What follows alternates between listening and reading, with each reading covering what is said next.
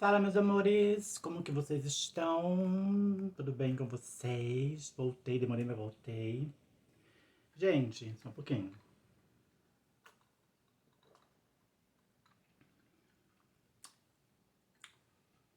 Hoje eu vim falar sobre um assunto que eu já fiz um vídeo sobre esse assunto nos meus vídeos antigos, onde ficou na realidade em três vídeos. O assunto foi tão longo que ficou em 3 vídeos, então nesse eu vou tentar ser o mais rápido possível para não ficar um vídeo tão longo e tão delicado o assunto, que foi uma coisa que marcou muito a minha vida, que fez eu enxergar o mundo de uma outra forma, depois dessa experiência que eu tive. Algumas pessoas vão se lembrar, outras pessoas não vão se lembrar, mas enfim. Nesse vídeo eu vou tentar ser o mais como é que se diz? O mais detalhada possível, mas num processo que não demore muito, né, falar sobre isso, porque pra mim ainda por incrível que pareça, quando a gente passa por uma situação traumática, por uma situação entre a vida e a morte, eu acho que o cérebro da gente meio que bloqueia algumas lembranças, algumas questões, mas eu estava assistindo um vídeo ontem à noite sobre isso, sobre exatamente como seria essa sensação de você estar entre a vida e a suposta morte, né? Porque eu acho que quem passa por essa experiência vê a morte de uma outra forma. Eu acredito que a morte não é. A morte, eu vou falar uma coisa já agora no começo, para concluir. Eu acho que a morte é para quem fica, tá? Para quem vai, não é dessa forma que a gente imagina. Não é essa coisa tão triste, tão pesada como é passada pra gente enquanto vida, né? Enquanto essa vida que a gente tem aqui. Para quem não se lembra, eu sempre fiz tratamento hormonal por conta própria, sempre tomei hormônio por conta própria. Nunca tive um acompanhamento na época médico sobre os medicamentos. Eu tomava muito em excesso porque eu achava que o excesso iria dar um resultado mais positivo. Isso foi uma das explicações que alguns médicos me disseram que poderia ter vindo ocorrido o que ocorreu comigo. Em fevereiro, exatamente fevereiro de 1990, não, 2019. 2019. Fevereiro de 2019, exatamente hoje é dia 7 de fevereiro. Foi antes do carnaval. Eu não lembro se foi comecinho, mas foi em fevereiro sim. Eu não lembro se o carnaval de 2019 foi em fevereiro ou foi no começo de março, mas enfim. Eu senti uma dor, como se fosse uma espinha. Como é que eu posso dizer pra você? Entre a coxa e o glúteo, aqui, na parte de trás, certo? Entre a coxa e a volta do glúteo. Eu senti uma dor que me incomodava. Eu lembro que eu fui até com uma amiga minha de carro da Ju. Ela foi ver algumas coisas pra casa dela e eu fui junto. E na hora que eu sentava, eu sentia um desconforto, como se tivesse uma dor muscular, eu achava que era dor muscular, lembrando-se que na época eu só tinha prótese de glúteo, já fazia alguns anos que eu tinha colocado prótese de glúteo, e até então eu achava que era uma dor muscular. Tudo bem, comentei com ela, ela falou assim, nossa, toma algum relaxante muscular, né? E essa dor foi continuando, ela não passava, passou um dia, passou 2 dias, passou 3 dias, passou 4 dias. E a tendência dela, eu ficava tomando relaxante muscular, ficava tomando remédios, remédios, remédios. E elas passavam, né? Tinha um efeito do remédio que atenuava aquela sensação daquele desconforto, só que depois voltava. Daí, por curiosidade, eu peguei um espelho e tentei olhar, né? A parte de trás da coxa, entre a coxa e o glúteo. Eu percebi que tinha um pequeno caroço. Era um carocinho como se fosse uma espinha, né? Tava um pouco assim vermelho, só que tava do tamanho dessa unha aqui, mais ou menos assim. Eu falei, nossa, deve ser alguma espinha inflamada, algum pelo inflamado. Ou, né, ou sei lá o que que era. Continuei tomando cuidado, né, tentando. Eu falei, deve ser uma espinha, que provavelmente algum pelinho engravado. e fui passando pomada, passando pomada, passando pomada e não adiantava. Na realidade, gente, hoje eu confesso que eu fui negligente pela demora em procurar ajuda, tá? Eu achava que era uma espinha, eu achava que poderia ser um furúnculo, né? Que depois realmente se detectou que era um furúnculo. Só que quando eu fui ver que era, quando eu fui procurar ajuda, já estava num grau praticamente do tamanho de um limão. Só que eu não percebia, se bem que depois com o tamanho do limão eu já percebi que estava bem grande. E eu fui procurar ajuda. Eu lembro que era antes do carnaval, faltavam poucos dias pro carnaval. E eu fui numa médica, numa dermatologista aqui do bairro.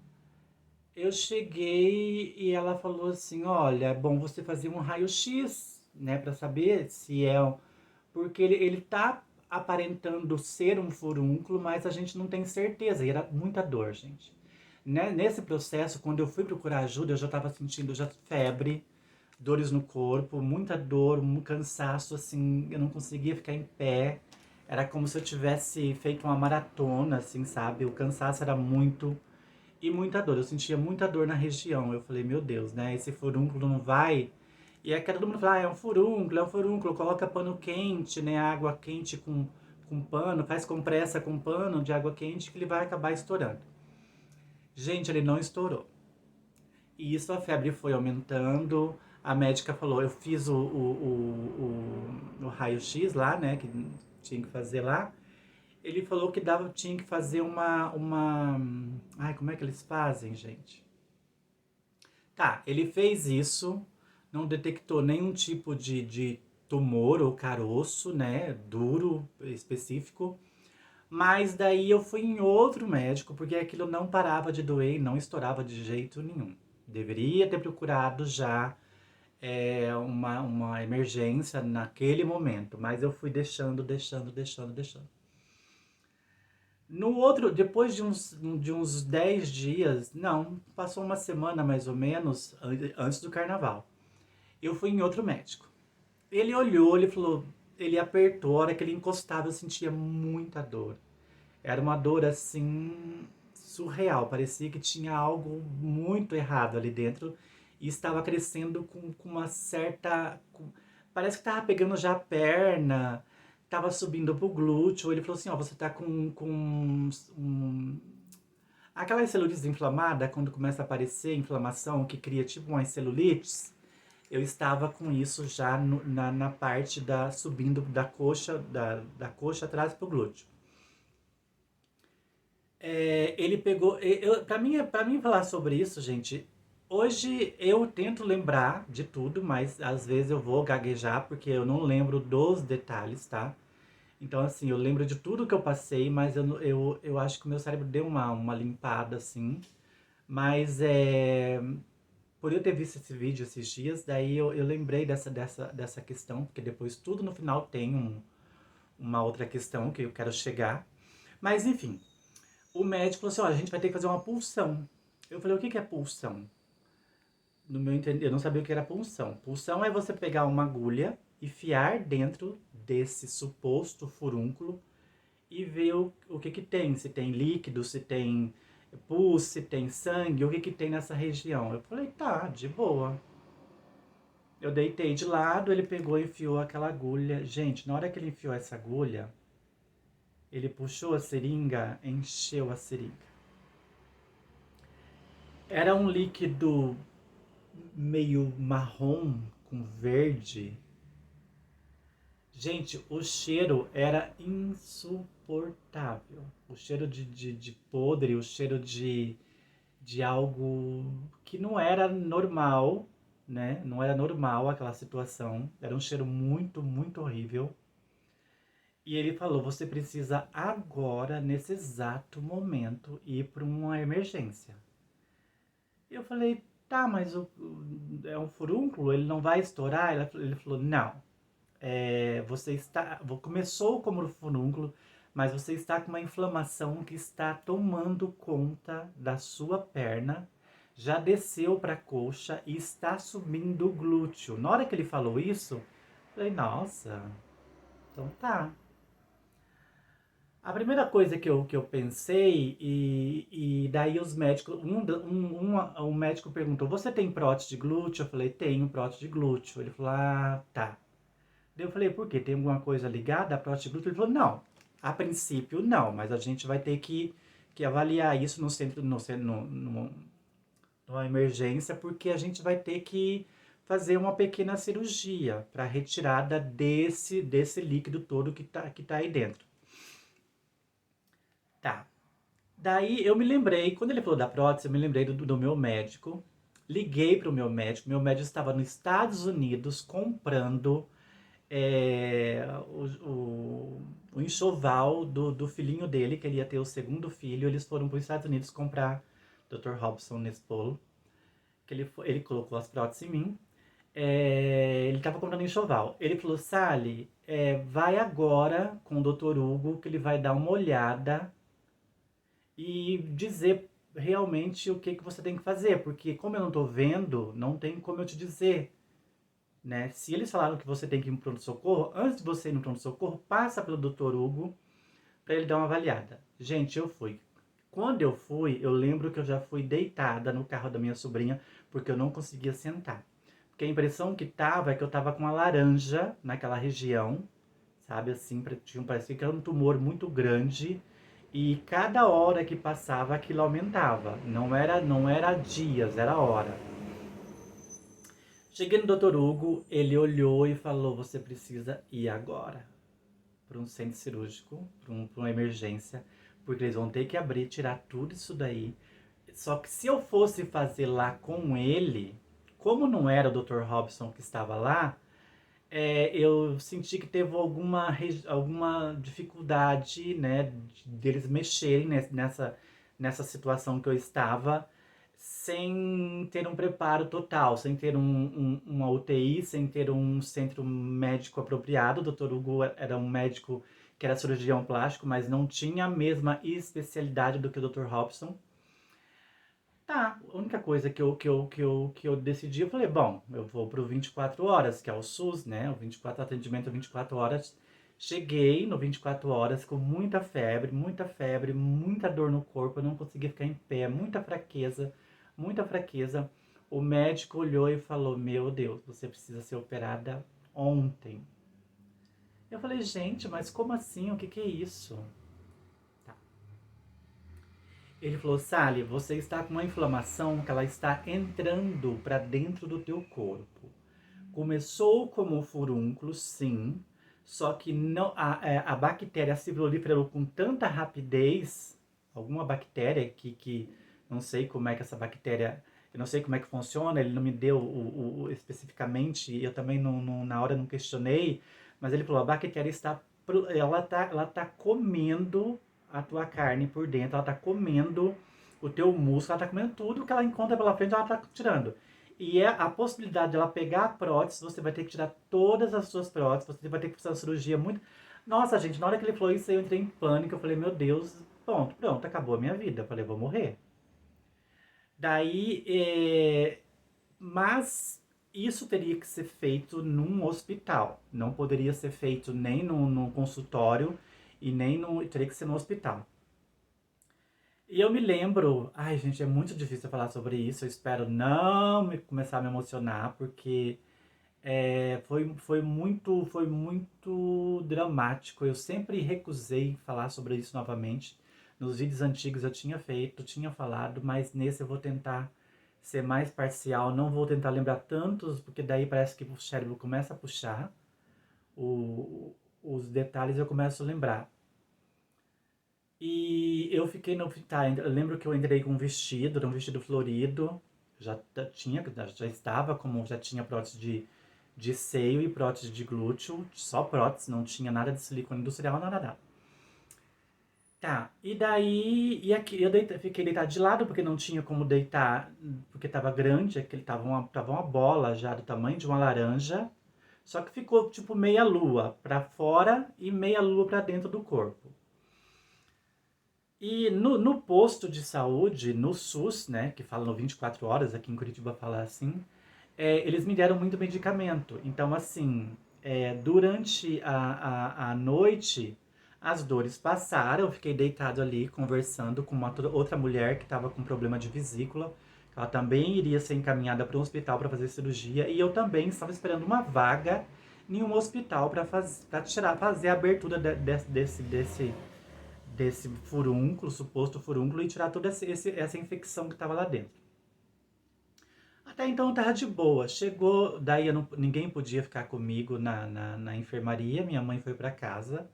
Aí quando eu falo nessas coisas, daí me dá uma certa ansiedade, assim, mas eu vou tentar me controlar. Ai, peraí. Daí eu fiquei sozinha na enfermaria do 24 horas. Daí eu fiquei conversando com essa moça, tal, tranquila, e eles começaram a me dar medicamento. Eu acho que estão provavelmente alguns antibióticos já, né? Porque eles viram que a coisa era bem grave. E tá, e eu acabei depois, ainda liguei pra minha mãe, eu lembro que eu tava com o celular, eu falei, ah, mãe, tá tudo bem, tô aqui deitada, né? Até então eu não sabia da complicação, de tão sério era o problema que eu estava ali enfrentando. Eu achava que era só, simplesmente eles iriam furar aquilo ali, ele iria vazar, e eu iria voltar pra casa de boa, sem problema nenhum, né? E eu lembro que de madrugada eu peguei no sono, e eu senti de repente assim, eu acordei com um líquido muito quente escorrendo pelas minhas pernas. Um líquido quente. Daí eu falei, nossa. Daí eu lembro que eu fui com a mão. Na hora que eu fui com a mão, gente do céu. Gente, aquilo estourou. Aquilo tomou conta da cama. Encheu a cama daquele líquido. E entre as minhas pernas, o vestido eu tive que jogar fora. Gente, o quarto, simplesmente ninguém conseguia entrar dentro do quarto. A moça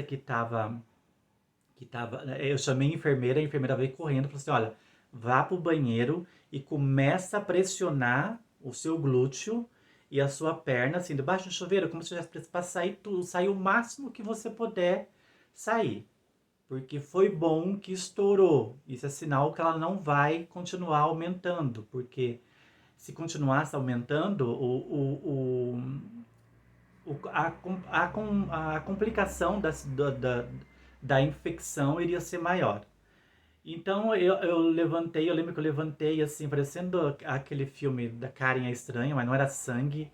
Era uma mistura de um líquido amarelo com um líquido verde e o cheiro era insuportável. A moça que estava esperando para fazer a cirurgia da vesícula teve que ir para outro quarto, porque o quarto que eu tava não tinha quem ficava por causa do cheiro. Era um cheiro muito fétido, um cheiro muito de podre, sabe? De carne podre.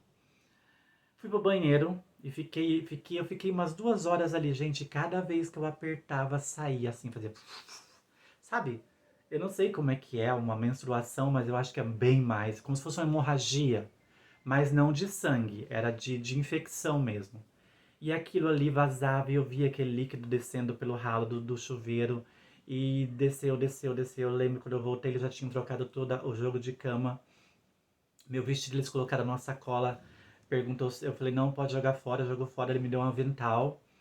E eu sei que aquilo estourou. A partir daquele momento que aquilo estourou tudo, eu senti um alívio, a dor no corpo diminuiu, a febre deu uma regulada. E ela falou, só que até então eu não tinha olhado nada, não conseguia ver nada, porque eu tava num quarto, não tinha espelhos, eu não ia ficar olhando. Então eu imaginei, fez um furinho, né? Deve ter vazado por esse furinho. Só que era muito líquido, gente. Era muito líquido. Eu acho que ali, se fosse contar. Bom, não tem mais de 1 litro, não sei, de infecção, de coisa. Tá. Daí eu fui pro quarto, voltei pro quarto depois de horas lá espremendo, tirando esse líquido e tal. A médica veio até mim e falou: Você vai agora pro hospital. Eu falei: Nossa, mas já. Daí eu liguei pra minha mãe e falei: Mãe, graças a Deus estourou. Na minha cabeça eu achava: Estourou, vou pra casa, né? Faz um curativo ali e vou pra casa. A médica falou: Não, você tem que ir pro hospital. Você vai ser internada e você vai ter que passar por uma cirurgia. Eu falei: Gente, mas o porquê? Que ninguém até então explicava pra mim o que tinha acontecido. A parte do hospital, gente, na época ainda, eu fui pro Hospital Rossio, que é um hospital aqui até então bem conhecido aqui em Curitiba, um hospital bom, de bom nome, de boa qualidade. Só que eles fizeram coisas comigo assim que só me desencadearam vários traumas, várias. Eles me humilharam assim no máximo que eles podiam, porque até então eu não tinha feito a retificação do meu nome.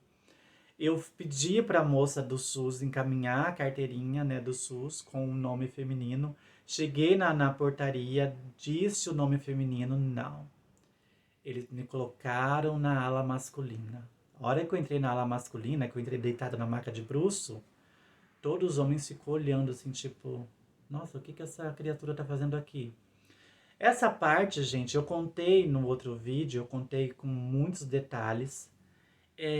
Só que eu não vou entrar nesse assunto do que eu passei, da transfobia que eu sofri nesse processo da internação, porque o problema não era a transfobia naquele momento.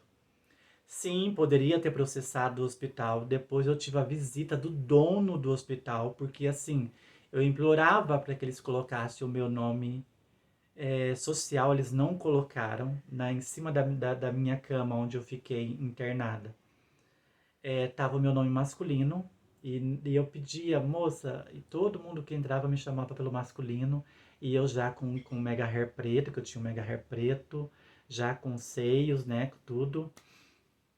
E nem por isso, né, gente? Por eu me identificar como uma transexual, eles não deveriam nem questionar essa situação e já colocar ali o nome que eu pedi, né? O nome social. Tá, mas não fizeram isso. Daí, me levaram pro quarto depois de. Eu fui a última a ser levada pro quarto. Porque a gente chega assim, chega um monte de gente e fica numa sala, deitada em macas, pessoas com problema de vesícula, pessoas com problemas de outra coisa, pessoas com. Cada um numa maca. E eu lembro que eu tava conversando com uma menina que tava do meu lado, numa maca também, que ela tava com um problema parecido com o meu. Só que o dela era muito mais simples que o meu, porque ela correu antes. Antes eu demorei pra ir procurar ajuda médica. Enfim. Fizeram, me deixaram no quarto e eu pedi pra moça, eu tava sozinha, gente. Porque minha mãe não pôde ir comigo. Não, ela foi comigo, minto, porque daí eu saí do hospital, eu saí do 24 horas, era de madrugada já pra ir pro hospital do Recio. A minha mãe queria, eu tava de fralda já, né, que eles colocaram uma fralda, aquelas fraldas geriátricas em mim. E a minha mãe queria ir comigo, eles não deixaram. Eu acho que o médico. Ai, gente, só um pouquinho, é que tá complicado aqui, que eu tô gravando, segurando o pau de selfie, pra variar. Eu acho que a médica chegou a conversar com a minha mãe da complicação, quanto era complexo a minha situação, certo? Mas até então eu vi que a minha mãe chorava muito, eu não entendia. E eu falei, bom, então tá. E entrei na ambulância com mais quatro pacientes, que eu acho que eles iam para o mesmo hospital. E minha mãe tava chorando e ela falou, eu queria que a minha mãe fosse comigo. Daí a médica falou, não, não pode, na ambulância só pode ir a paciente, né? Daí, o filho de uma mulher que ia operar de vesícula, não aquela que estava no quarto comigo, outra, ele estava de carro e ele também queria ir para o hospital acompanhar para esperar a mãe, o que, que ia acontecer com a mãe. E daí ele falou, ó, tem uma vaga no meu carro. Eu escutei na hora que a mãe falou assim, ó, eu vou com ele. Eu vou logo atrás de você. Gente, foi uma viagem eterna. Aquele barulho daquela ambulância. Eu não estava sozinha, né? Ainda bem que tinha mais quatro pessoas comigo, quatro ou cinco, não me lembro bem. Que eles levavam de baseada para o hospital, né? Cada um ia fazer um procedimento. E eu estava sentada meio de lado, né? Com a fralda, não sabia realmente o que estava acontecendo. E quando eu cheguei no hospital, teve todo esse processo, né, da coisa. Só que quando eu fui pro quarto, a minha mãe não pôde entrar comigo. Porque não pode ter acompanhante, só pessoas de idade, idosas, que pode ter acompanhante no quarto. E aquilo eu passei uma noite até o médico vir me ver, para daí, né, porque eu sabia que eu ia fazer uma cirurgia, mas até então não tinha passado o médico ainda para me olhar. E me deu uma angústia tão grande no quarto, porque eu já tinha passado humilhação na recepção, já tinham me colocado na ala masculina. Só que depois que eu pedi, quase chorando, eles me trouxeram para a ala feminina. Como eu falei para vocês, eu fui uma das últimas a ser levada para o quarto. E quando o enfermeiro veio me buscar para levar para o quarto, ele gritou bem alto o meu nome masculino. E eu já estava num processo tão de angústia, tão de tristeza, tão de dor, de sem saber o que estava acontecendo comigo. Até então eu não sabia o que estava acontecendo. Que tudo aquilo para mim foi tão doloroso, tão humilhante, que quando eu cheguei no quarto, que eu vi o meu nome masculino lá na folha em cima da cama, eu comecei a chorar. Comecei a chorar, chorar, chorar, chorar, chorar, chorar. E uma enfermeira entrou e falou: "Por que você está chorando?" Eu falei: "Nada." Ela falou: Você está chorando porque você passou. Eu vi o que você passou." Ela falou: "Eu vi que eles te levaram para o ala masculina. Eu vi que teu nome. Você quer que eu coloque em caneta o teu nome?" Eu falei: "Olha, se você puder fazer isso, eu agradeço, porque, né, eu acho tão desnecessário a gente passar. Já estava num momento frágil e passar por toda essa humilhação, né? Porque pra gente é muita humilhação. Quem é trans sabe do que eu estou falando. Você ser exposta dessa forma, sem nenhum tipo de cuidado, porque o nosso psicológico já é abalado nesse sentido do nome social, então pra gente era muito complicado aquilo tudo. E todo mundo que entrava no quarto me chamava pelo masculino, masculino. Até que essa enfermeira, a caneta mesmo, escreveu embaixo, nome social, colocou meu nome. E tá, daí e eu não parava de chorar. Comecei a chorar, chorar, chorar. Depois veio outra enfermeira e falou assim: "Você tá bem? Você não precisa chorar, vai dar tudo certo, tal." Eu falei assim: "Eu só queria que a minha mãe estivesse aqui comigo." Porque assim, eu sabia que alguma. Ai, meu Deus, calma aí. Eu sabia que alguma coisa séria tinha acontecido. Só que até então eu me senti tão desprotegida naquele lugar, que as pessoas me chamando, insistindo em dizer que eu não era quem eu era. Sempre como se você fosse um lixo, como se você não tivesse, como se você tivesse ali para morrer. Não importa o que você é, entendeu? Pra gente é indiferente. Você pra gente aqui não é ninguém. E eu falei assim: eu só queria que a minha mãe estivesse aqui comigo. E não podia entrar. Minha mãe não podia entrar, tanto que ela voltou para casa. É, Só que fiquei a noite toda, né, chorando. E 4 horas da manhã o médico passou pelo meu quarto. Eu ainda estava chorando. E daí ele olhou e falou assim: "Olha, você vai ter que entrar no centro cirúrgico agora. O teu caso é muito delicado. E a inflamação, a bactéria espalhou pela essa região, ela comeu, necrosou a carne, é, e a gente vai ter que tirar todo esse tecido.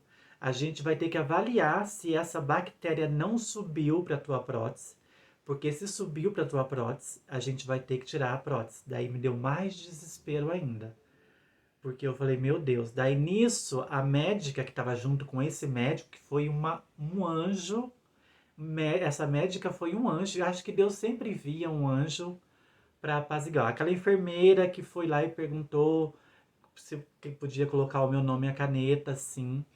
Daí a médica olhou, essa médicazinha que estava junto com o médico, olhou para a placa e falou: "Por que que o teu nome tá ali?" Eu falei: "Doutora, eles não quiseram colocar meu nome social." Ela olhou para mim assim, olhou para o médico e eu vi que ela ficou indignada com aquilo. Ela falou: "Tudo bem, Sally, eu vou resolver esse detalhe, tá?" Eu vi que ela ficou meio. Ela não se conformou com aquilo ali. Ela falou: "Meu Deus, isso pode dar merda, né?" E realmente, depois, consultando advogados, eu percebi que poderia dar uma grande merda. Mas ali eu tava com tanto medo que eu não sabia o que estava acontecendo comigo. Até então eu achava que eu tava com um furúnculo normal, que era uma coisinha que espremei ali, saiu, acabou, tchau, né? E tá, daí eu liguei pra minha mãe, que eu fiquei com o celular no quarto. Eu liguei pra minha mãe. Ah, daí a médica falou assim: pede pra tua mãe vir e ela vai ficar no quarto te esperando. Ela pode ficar no quarto com você. Essa médicazinha. Eu lembro dela como se fosse hoje. Ela baixinha, nova, devia ter no máximo uns 30 anos. E ela falou: eu preciso do telefone do teu médico, o que colocou a prótese. Eu falei: pronto, é a prótese. Eu falei: ai meu Deus, tô tendo rejeição da prótese de glúteo. Ela entrou em contato com o Dr. Robson, depois eu passei o telefone do Dr. Robson pra ela conversou com ele. E daí tá, o médico falou assim, ó, você vai descer daqui meia horinha, já pode ir lá no banheiro, tirar essa fralda tal, que a gente vai, e coloca esse aventalzinho, né? Eles dão um aventalzinho, e você vai descer já pro centro cirúrgico. E nisso ela ficou no quarto, o médico saiu, porque ele tinha que atender outras pessoas, e essa médicazinha voltou. E eu perguntei, nossa, eu ia falar onde tá o ó hoje, gente, tô terminando de me tombar ao inimigo. Ai, vamos rir, né, gente? Porque se eu começar a chorar aqui vai ficar chato. Daí eu perguntei, doutora, o que que tá acontecendo? Ela falou, Sally, você está com uma infecção muito brava. A gente está com muito receio dessa infecção ter pegado a tua corrente sanguínea. E provavelmente ela não pegou ainda, mas pode ser que você tenha uma sepsemia, né? A gente ainda não sabe o que aconteceu.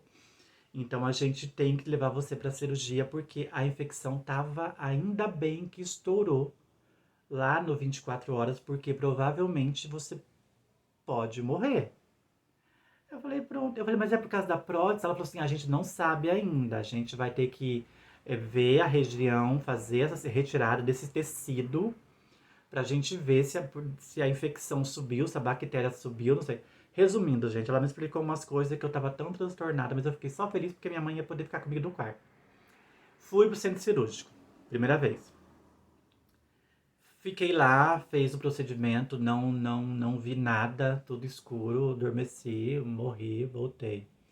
Quando eu voltei dessa primeira cirurgia, né, eu tava na salinha de espera, naquela salinha que você fica de recuperação.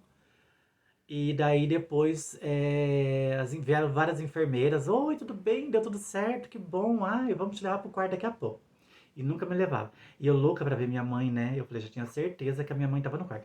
Só que eu notei que já devia ter passado muitas horas, porque eu desci praticamente umas 6 horas da manhã pro centro cirúrgico. E só que eu não conseguia ver relógio. Daí quando elas foram me levar pelo corredor, né, que eu tava deitada na maca, eu passei por um relógio e olhei, já era 3 horas da tarde. Eu falei, cara, eu desci 6 horas, 3 horas da tarde. Porque como a gente é anestesiada, anestesia, não sei se foi, acho que foi a hack, você não consegue, né, você não tá ali entregue na mão das pessoas, né. Quando eu voltei no quarto, que eu cheguei, eu olhei na porta, minha mãe já tava. Ah, aquilo pra mim, assim, foi sabe quando você ganha na loteria, você vê sua mãe, minha mãe tava super emocionada, tava chorando. Eu falei, mãe, mas por que você tá chorando? Porque ela tinha conversado com os médicos já até então, eu não sabia. Daí, ela falou assim, ó, o médico já vem aqui conversar com você, tá? Daí eu falei, mas tava sentindo ótimo, porque eu tava anestesiada, eu tava já medicada, eu já tava com uns 50 antibióticos na veia, aqueles tubão de antibiótico. De uma em uma hora vinha uma seringa de antibiótico. E eu comecei a me sentir melhor, porque depois de todo daquele processo grotesco da infecção ter saído, eu me senti melhor. Daí eu comecei a conversar com a mãe, eu falei, ah, mãe, tô de boa, não tô sentindo dor nenhuma, incômodo nenhum. Daí o médico voltou, daí que ele explicou que eu tive essa complicação dessa bactéria, que ela se espalhou, ela estava se espalhando dentro do meu corpo, comendo a minha carne. Foi um processo, gente, para vocês tentarem entender um pouquinho, foi um processo parecido com o da Andressa Surak. Vocês lembram que a Andressa Surak, ela quase morreu daquela infecção que ela teve por causa do PMMA, por causa do coisa. Só que eu não tinha colocado nada disso, só tinha prótese de glúteo. E eu lembro que eu perguntei, doutor, tiraram a minha prótese? Ele falou, a prótese de glúteo? Ele falou, não chegou. Não chegou a atingir a prótese. Só que você vai ter que fazer mais uma cirurgia. Quer dizer, não resolveram numa cirurgia só. Eu teria que fazer outra cirurgia. Eu falei, tá bom. Fiquei um pouco assustada por precisar fazer mais uma cirurgia. Só que daí ele começou, essa médicazinha voltou. Quando eu olhei, meu nome já tinha mudado. Estava o nome social. Daí eu conversando com a minha mãe, eu falei, daí expliquei pra minha mãe tudo que eu passei. Eu não contei aqui em detalhes, porque foi muita humilhação, foi muita coisa que eu passei. E se eu for contar aqui, daria um vídeo de 5 horas. Então eu não quero falar sobre esse processo do meu nome, que eles fizeram passar humilhação nesse sentido. Daí eu falei, tá bom, olha, mãe. Daí o médico falou assim: ó, daqui 2 dias você vai ter que fazer outra cirurgia. Eu falei, ai, que inferno, tem que ficar aqui nesse hospital, né? E ficava. Só que, tipo assim, era toda aquela complexidade de ir pro banheiro. Eu tinha medo de ir no banheiro, fazer o número 2 porque eu não sabia o que até então, o que estava acontecendo. E como eu tava tomando muito antibióticos fortes, provavelmente eu não tava comendo nada, nada, nada. Eu perdi 8 quilos, gente. Porque daí eu não como mais nada, né? Eu fico nervosa, eu não como mais nada. Tudo que vinha eu devolvia. Tudo que vinha de café, de manhã, almoço, essas palhaçadas, eu devolvia tudo. Ou minha mãe comia. E ficou só eu e minha mãe nesse quarto. Ninguém mais tinha 3 camas, mas eles não colocaram ninguém junto com a gente. Parece que Deus estava deixou só eu e minha mãe ali para que eu pudesse ter forças para enfrentar o que vinha a seguir, né? No terceiro dia, novamente, o médico, ó, você vai ter que descer, que a gente vai ter que fazer mais uma retirada de tecido. Quando ele falava tecido, eu falava, meu Deus, o que eles estão tirando tanto, né? Daqui a pouco. E realmente, gente, desci.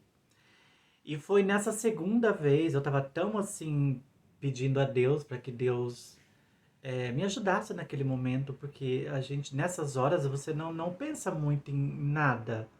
Você pensa que você pode morrer, você pensa que você pode sair, mas como eu não estava sentindo mais dor, eu achei que estava tudo bem, não tinha problema nenhum. Que aquela dor que eu sentia no começo já tinha saído.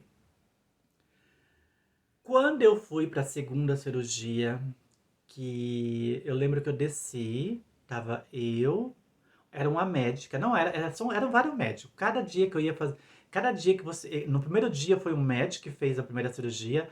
Na outra vez eu já achei estranho que era uma médica que ia fazer o segundo procedimento cirúrgico. Eu achei aquilo meio estranho. Eu falei, nossa, mas não teria que ser um mesmo médico? Já é outro médico? Mas enfim. Eu lembro que essa médica teve que sair correndo da sala de cirurgia porque ela demorou, ela saiu. Daí eu perguntei pro anestesista por que ela não vinha logo, não dá anestesia, olhando para aquela lâmpada branca na minha cara, aquele negócio branco, né, que eu tava deitada já, na posição tipo de exame ginecológico, né, pra mulher. E por que ela não vira? Ele fala, porque uma mulher tá tendo uma complicação no parto, e quando tem uma complicação de um parto de uma criança, todos os médicos param o que tá fazendo, pode ser coração, pode ser tudo ali, pode estar colocando o coração na pessoa, eles param e vão lá porque é uma vida nova, né, que tá vindo, então tem mais valor do que as vidas que estão ali, supostamente, tentando sobreviver. Isso foi o que eu entendi que ele falou.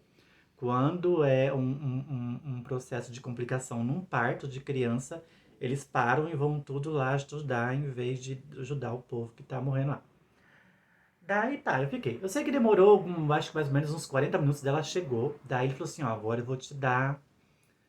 E eu comecei a chorar do nada, assim. Daí o anestesista falou assim, ele falou, Sally, calma, vai dar tudo certo, tá?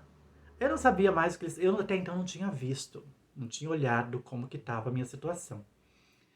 E eu comecei a chorar e eu olhava para aquela luz branca, né? E aquelas luzes do centro cirúrgico, elas são brancas, são várias lâmpadazinhas brancas, né? Redonda. E ele falou assim: ó, eu vou te dar agora o anestésico, né? Vou te dar para você dormir. E logo em seguida eu vou aplicar anestesia. Gente, na hora que ele aplicou a anestesia, eu não sei se eu vou me lembrar em detalhes, mas foi algo assim surreal que aconteceu comigo naquele momento, assim. É, eu saí, eu senti como se eu não estivesse no meu corpo. Eu não cheguei a me ver na maca como muitos falam, né, que acontece isso. Só que, tipo assim, mudou a sala que eu entrei, não era a mesma na hora que depois que eu, na minha cabeça, eu abri os olhos e olhei. Não tinha mais a médica e nem o anestesista. É, a sala tava amarela, era um amarelo tipo do sol, um clarão do sol. E as luzes, aquelas luzes que estavam que são várias lâmpadas, né? Eu acho que é, não sei, não entendo. Ou é um globo só que fica várias. Elas começaram a sair, umas lâmpadas, tipo uns globo amarelo, tipo como se fosse umas esfera amarela. E essas esferas começaram a passar, a correr. E eu tentava acompanhar elas com o olho. Gente, a sensação era tão boa, tão boa, tão boa, que eu não queria que aquilo acabasse. Aquilo para mim foi segundos. E em seguida, que essas lâmpadas começaram a correr, atravessar o meu corpo, passar por mim, esferas amarelas muito luminosas, como se fosse sol, como se fossem pequenos sols passando. Assim, era muita luz, às vezes ofuscava. Quando eu abri o olho novamente, tinha dois seres imensos do lado de cá e um pro lado de cá. Mas, gente, eles eram tão alto que eu tentava olhar, é como se eles batessem no teto. Eles tinham como se fosse um manto da cor do sol, do mesmo reflexo do sol. Eu não conseguia ver o rosto. Sabe quando alguém joga um lençol bem grande numa pessoa e você vê que é uma pessoa que está ali embaixo daquele lençol, mas você não consegue ver mão, não consegue ver rosto, você vê que é um formato de uma pessoa. E era muito reluzente aquilo, era muito brilhante aquilo tudo. E eu lembro que eu tentei, na minha cabeça, eu tentei perguntar quem era. Eu não sei se eu perguntei, eu não sei se eu consegui expressar, falar. Eu acho que não, acho que foi mais mentalmente.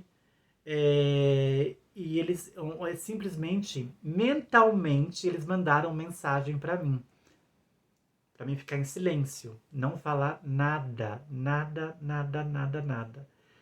Gente, mas pra mim, eu não precisava mais sair daquilo ali. Eu ficaria ali pro resto da vida. Porque a sensação de tranquilidade, um silêncio, uma paz, sabe? Eu falei, gente, do que tá acontecendo? Sabe? Eu falei, cara, que coisa moderna é essa? Que médicos são com esses mantos brilhantes?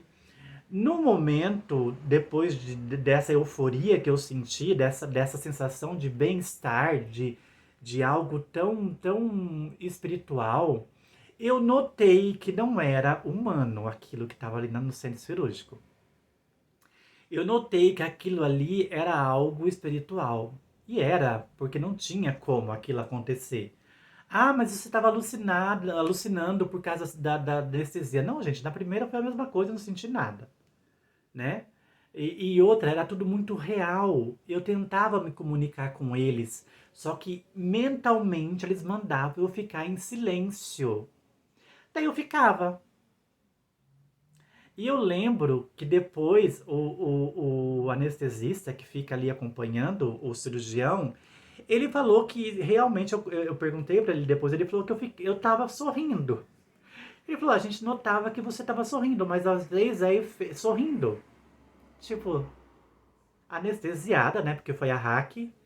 Só que eu tava adormecida, porque eles dão pra você dormir também, pra você não ver nada. Então eu tava da cintura pra baixo anestesiada, mas aqui pra cima eu não tava anestesia geral. Só que eu estava dopada, eu estava dormindo. E ele disse que eu ficava rindo, só que ele não entende. Ele falou, tá sonhando, não sei. Ele falou que acontece muito coisas inexplicáveis em centro cirúrgico, depois eu conversando, né? Com um dos com aquela médica que foi lá em cima, que eu falei pra ela o que ocorreu. E assim, eu sei que eu não queria sair daquilo, gente. Eu sei que eu queria ficar ali. E depois de um certo tempo, passou tão rápido. Pra mim foi questão de 5 minutos. Só que foram horas a cirurgia, foram horas. Só que a sensação era tão boa Que daí, depois, quando tava acabando, e o tempo todo, eu percebi, eu sentia que algo me tocava. Só que como eu tava deitada, eu não conseguia ver mão, porque eles eram muito alto, batia praticamente no teto, a altura deles. Eram dois desse lado e um desse lado. E um manto, assim, que reluzia. E eu via que eles faziam assim com a cabeça, com aquele manto, né? Só que eu não conseguia ver o que eles estavam mexendo em mim, ou com alguma mão imposta sobre mim. Só que era uma coisa que não tem explicação. Era algo que se eu falando, ninguém consegue entender. Ou só quem já passou por algo parecido consegue entender. Ali eu não entendi se eu estava morrendo ou se eles vieram até a mim para fazer uma cirurgia espiritual para tentar me ajudar. Eu acredito que naquele momento ali, depois eu perguntei, eles dizem que eu não tive nenhuma parada cardíaca, nenhuma questão que eu estava tentando, eles tentando me trazer de volta. Não, eu acredito que eles não chegaram a tocar sobre esse assunto, só que tinha algo ali tentando ajudar os médicos. Ali naquela segunda parte, não eram os médicos que estavam resolvendo, e sim esses seres que estavam ali comigo. E essas esferas que passavam por dentro. Gente, a sensação é tão boa. É que por mais que eu falo pra vocês, não tem como identificar, como falar, olha, foi algo, sabe? Não, na vida nossa a gente nunca sentiu aquela sensação. Isso eu posso prometer pra vocês. Se morrer ou você chegar quase próximo à morte, como tem muitos relatos que eu vejo na internet de pessoas que viram, que sentiram uma paz muito grande, que uns saem do corpo e vê o seu corpo na maca, eu não cheguei a acontecer isso comigo, mas eu senti essas presenças desses seres que estavam junto comigo. O silêncio era ensurdecedor, era como se eu ficasse surda, e só que eu tava tentando falar. Porque eles mentalmente, eles se comunicavam comigo mentalmente, eles mandavam eu ficar quieta. E quando eles falavam para mim ficar quieta, vinha aquela sensação de tranquilidade, de paz, de felicidade. Era uma felicidade que eu acho que nenhuma droga no mundo deve explicar aquilo. Depois eu conversei com uma psicóloga sobre isso, e ela fala que tem muitos relatos de pessoas que passam por momentos críticos entre a vida e a morte, que relatam esses fatos que até então hoje já é estudado, essas situações que acontecem. Tá, pra não ficar muito longo esse vídeo, que já dá quase 50 minutos. Eu lembro que na hora eu ouvi a voz do anestesista. Ele falando, eu acho porque eu tava meio grogue, eu não tava totalmente, porque como foi hacker da cintura pra baixo, eu acho que a anestesia de cima, que me dopou lá, do hormonite, sei lá o que era, aqueles propofol, sei lá o que eles aplicam pra gente ficar desmaiada, porque eu já fiz cirurgias, coloquei prótese, coloquei peito, coloquei várias cirurgias e nunca senti nada, nunca vi nada, nunca sonhei com nada, nunca tive presença de nada. Como se estivesse morta e depois acordasse, estava com os peitos lá, com a bunda. Quando eu coloquei, não senti. Todas as cirurgias plásticas que eu fiz, eu não senti, não vi nada disso. Só essa específica na segunda cirurgia que aconteceu. Eu lembro que o anestesista falou assim, eu acho que eu estava muito se mexendo, porque eu tentava olhar as esferas que estavam passando, eu seguia elas com o olho.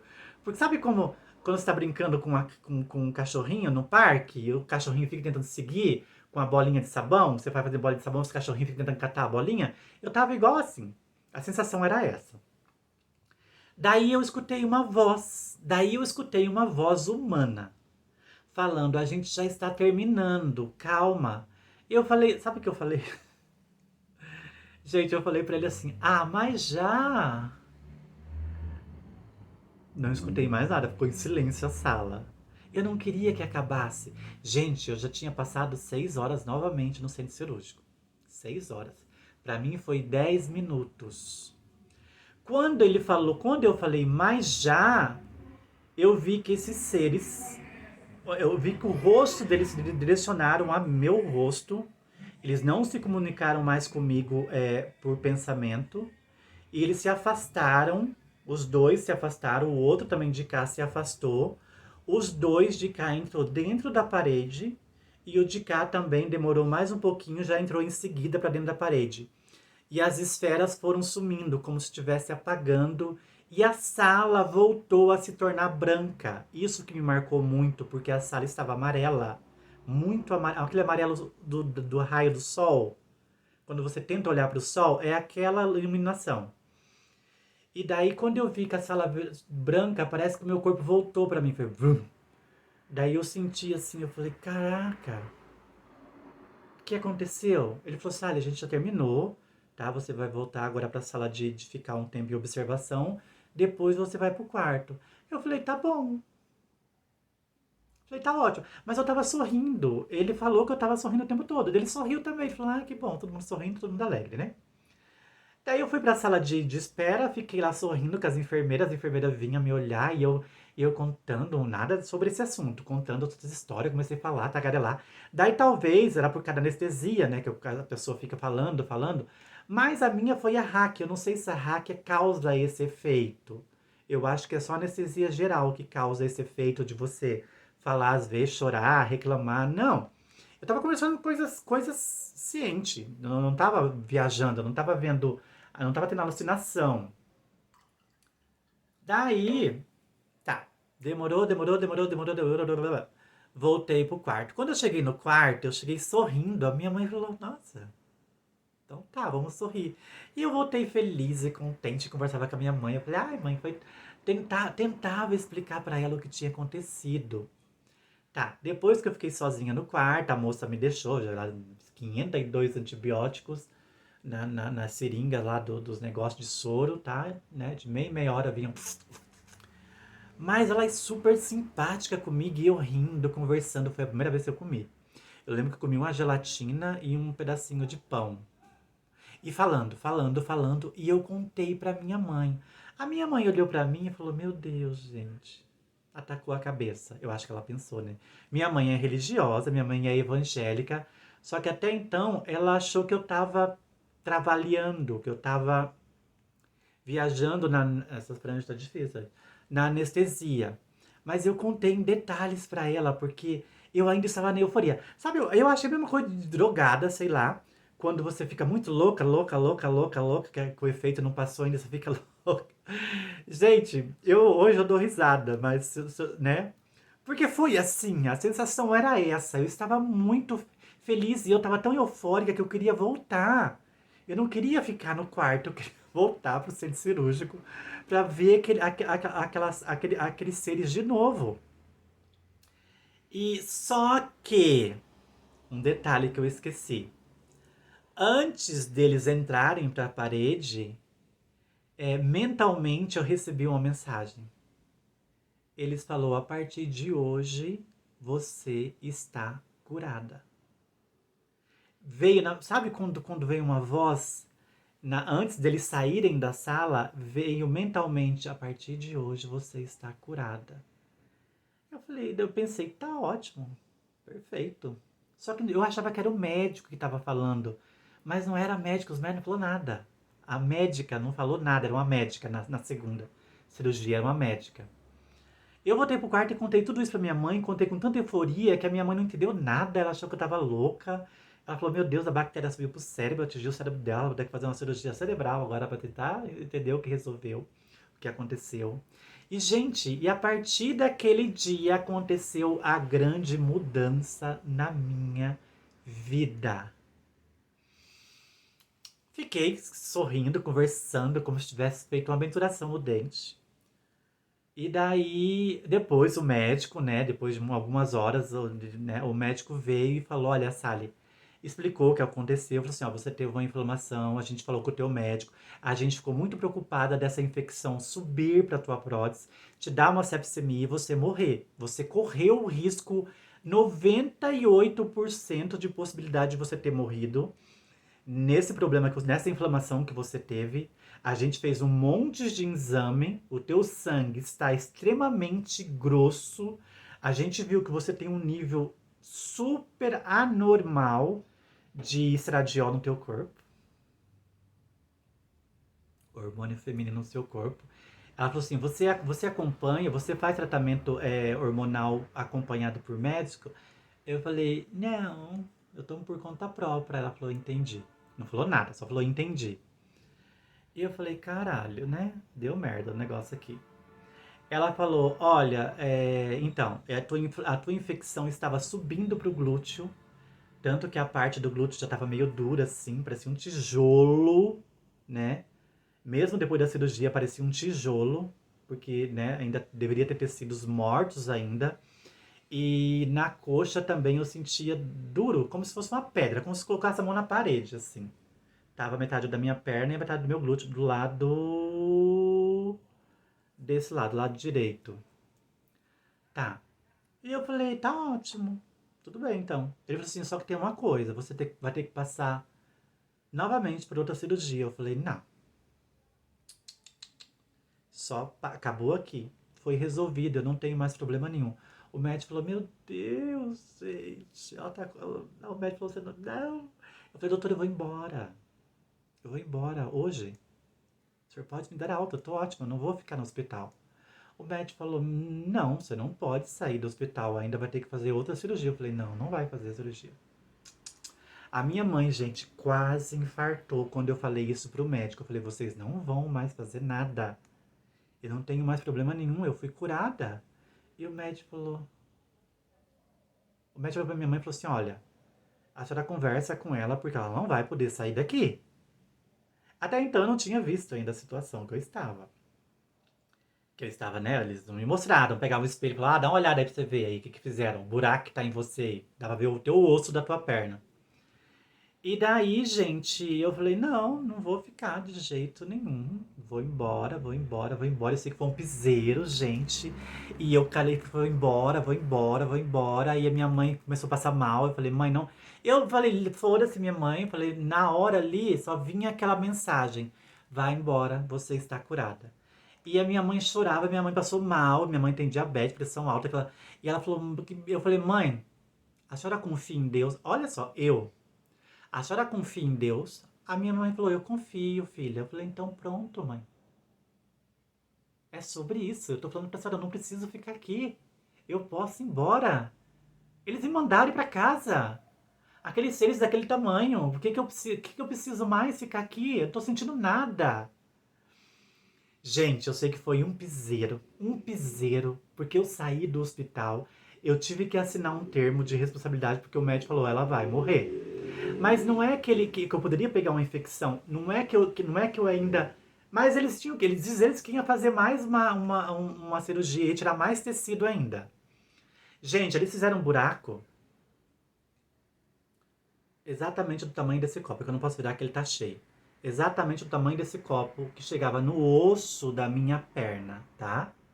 O buraco que eles fizeram. Eles fizeram um buraco, tiraram toda aquela pele morta e por dentro também eles cavucaram um pouco, que você via o osso da minha perna. Você via um pedaço do osso do meu quadril. Só que eu só fui ver isso em casa. Até então eu não tinha visto. Daí tá, já pulei, né? Pulei pra outra parte. Então daí eu falei, não, eu vou sair, vou embora, vou embora, vou embora, vou embora. Eu sei que foi um piseiro e corria enfermeira pro lado de cá. E eu levantei, peguei minhas coisas, peguei de fralda ainda. E o médico falou, não, mas você não pode. E eu sei que o médico sumiu, o médico desapareceu. E daí eu falei pra enfermeira, eu vou embora. Ela falou assim, Sally, você não pode sair. Você corre risco de vida. O que acontecer com você lá fora não vai ser responsabilidade do hospital. Eu falei, não, não precisa ser. Tudo bem, tá tranquilo. Só me dá um... você tem que assinar um termo de responsabilidade. Quando eu tive meningite com 10 anos de idade, a minha mãe assinou esse mesmo termo para me tirar do hospital, para me levar para outro. Porque se eu ficasse naquele, eu iria morrer. Eu já passei pela Vale da Sombra e da Morte 2 vezes. E eu sei que ela veio com uma folha, ela ficou com receio de me dar essa folha. Eu falei, me dá essa folha, e eu corri ia atrás dela. Eu tava andando lá no hospital. Eu tava andando normal, como se nada tivesse acontecido. E eu lembro que a moça ia de madrugada, isso eram as 3 da manhã. E a moça não queria me dar a folha para assinar, para assinar. Eu não me lembro se eu assinei. Porque elas corriam de mim, para mim não tentar me segurar dentro do hospital. Eu falei, eu não vou ficar. Daí veio novamente um anjo humano, que era um enfermeiro, e falou, eu vou te ajudar. Você quer que deixa que eu leve a tua bolsa? Tá, eu precisava de um Uber para vir embora, porque o Hospital do Rocio não é aqui em Curitiba, é num bairro uma cidade metropolitana aqui do Paraná, aqui perto de Curitiba. Era longe, eu tinha que vir de Uber. Não tinha Uber lá naquela região naquela hora. Eu só poderia talvez chamar um Uber de manhã para ele vir de Curitiba para ir me buscar no hospital, mais ou menos uns 40 minutos. Eu peguei o celular não queria dar sinal dentro do hospital, ia igual a louca correndo dentro do hospital pegando sinal. Pegou o sinal, chamei o Uber tava dentro do estacionamento do hospital. Ele levou um paciente, deu um sono, diz ele que deu um sono do nada nele. E ele falou, gente, eu não vou voltar pra Curitiba que eu vou bater o carro, eu vou dormir aqui no estacionamento, porque vai, né, que aconteça alguma coisa comigo. Diz ele que a pressão dele foi no pé, caiu no... ele disse que passou mal. E ele ficou dormindo no estacionamento do hospital, esse Uber. E foi o Uber que eu consegui o sinal. Olha pra você ver como tudo estava já sendo encaminhado por algo superior, que eu não sei dizer. Hoje eu acredito piamente nisso, tá? Depois eu vou chegar à conclusão sobre o que eu tô falando. E ele falou, eu falei assim, daí avisou assim, 5 minutos. Eu falei, nossa, ele já tá por aqui. Daí esse enfermeiro veio, pegou a minha bolsa, daí fui de avental e de fralda, saí do hospital de madrugada. O hospital era grande, a gente passou por várias salas, assim, vários corredores, nunca tinha fim. Quando eu cheguei na porta de vidro onde saía, pro lado de fora, o Uber já estava encostado com a luzinha acesa, dando sinal de alerta. Eu falei, ah, o Uber já tá aí. O rapaz olhou para mim e falou assim, ó, Deus te acompanhe, tá? Vai dar tudo certo. Aquele rapaz do nada falou isso pra mim assim, eu falei, obrigada, já deu certo, eu falei pra ele. E minha mãe em pânico. Ao mesmo tempo que a minha mãe tava em pânico, ela caiu a ficha dela, falou, alguma coisa aconteceu com essa criatura. Alguma coisa essa criatura viu, algum espírito de luz foi lá e falou, não, vamos salvar esse ser, né? Pra ver se ela evolui na vida, né? Daí a minha mãe caiu, porque minha mãe é uma pessoa muito religiosa, ela acredita muito nessas coisas. E eu entrei no Uber, daí eu falei, mas você estava aqui? Daí ele explicou que passou mal, sentiu muita tontura, muito sono. E ele falou assim, eu vou ter que dormir um pouco aqui, senão eu vou passar mal. Ele não conseguiu sair do estacionamento do hospital. Olha só. Daí eu entrei, gente, na hora que eu entrei no Uber, no banco de trás e deitei, sabe aquela sensação de paz? Eu falei, eu só quero a minha casa, eu só quero a minha cama. Gente, uma felicidade fora do normal. Eu não sei por que eu tava sentindo tanta felicidade daquele jeito. Por tudo que eu passei até então, eu não tinha visto o que aconteceu.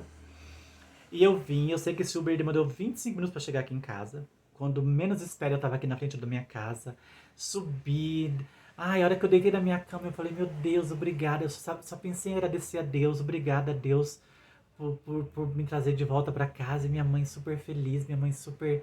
Tá, daí acho que também Deus foi lá e tocou nela e falou assim: Palma, sossega também você, porque ela teve um encontro ali, espiritual ali, essa bicha teve um encontro com seres de outra dimensão que ajudaram ela. Então entenda, a minha mãe daí se acalmou. Porque eu passava tanta segurança pra ela que ela falou que realmente ela acreditou em tudo. Até então, tá, gente? Não tinha visto da situação que eu estava. O porquê que eles ficaram com receio de eu sair esse vídeo vai ficar imenso, gente. Mas enfim, como se fosse uma live. Se não tiverem paciência, assiste em partes. O porquê que... Esqueci o que eu ia falar. Ah, sim. O porquê que eles tiveram medo de eu sair do hospital. Porque eu estava com um buraco imenso na minha perna. E a metade do glúteo. Então, eu poderia pegar uma infecção. Ainda eles iriam tentar tirar mais um pouco de tecido para talvez essa bactéria estivesse alojada em alguma região ali, né? Pudesse ainda passear. Mas enfim, eu vim embora. Daí nisso, eu liguei pro Dr. Robson e ele falou, Sally, você tá onde? Eu falei, eu tô em casa. Eu falei, doutor, eu saí do hospital do Rocio. Eu saí fugida do hospital. Porque eu não queria ficar mais lá, porque eles iam fazer mais buraco em mim ainda. Eu não queria. Ele falou, tá tudo bem, Sally. Amanhã eu já tô no meu consultório. Amanhã eu quero ver você lá a tal hora. Eu falei, tá bom. Daí nisso, eu falei, eu vou tomar um banho então, né? Que amanhã eu vou no médico lá, né? Vou tomar banho. Gente, na hora que eu fui tomar banho, eu vi que eu tava com curativo. Eu tirei o curativo. Daí eu senti como se tivesse um pano, assim. Daí eu fui puxando, puxando, puxando, puxando, pano. É, aqueles gases, sei lá como é que é o nome daquilo. Gente, saiu um tufo. Um tufo. Eu acho que o tamanho dessa almofada, menor um pouco. Mas de gases de dentro de mim. Daí que eu falei, peraí, de onde tá saindo isso? Eu fiz a burrada de pegar o espelho e olhar. Eu olhei, eu vi o meu osso. Na hora que eu vi o meu osso, eu fiquei transparente. Eu não sabia se eu gritava ou se eu. Ali eu tive a, a volta do humano vendo o que se pode acontecer num caso como o meu. Eu lembro que eu saí do banheiro e olhei pra minha mãe falou assim, o que foi? Achou que eu tava com tontura, né? Porque eu tinha acabado de sair do hospital, né? Eu falei, mãe, eu estou com um buraco imenso. Eu estou vendo o meu osso. Daí minha mãe falou assim, meu Deus. Só que ela já sabia, porque no dia seguinte o Dr. Robson, né?